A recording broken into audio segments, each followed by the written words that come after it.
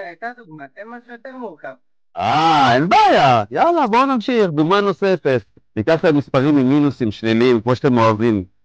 אז נניח, בואו נרשום שוב פעם את הנוסחה, y פחות y1 שווה m כפול x פחות x1. אז בואו נניח את הנקודה שלנו היא מינוס 2.7, והשיפוע שלנו מינוס 4. אז הנקודה, לפי הנוסחאון, זה x1 ו-y1. ובואו נתחיל בנוסחה. זוכרים? ה-y הראשון נשאר, לא נוגעים בו. אז y פחות, ה-y שלנו 7.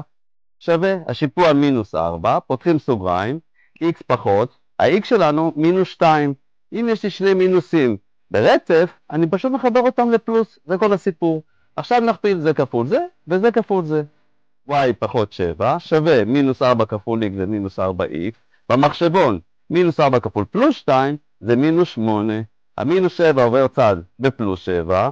אני אכתוב במחשבון מינוס 8 ועוד 7, ואני אקבל ש-y שווה למינוס 4x פחות 1. והנה, משוואת הישר.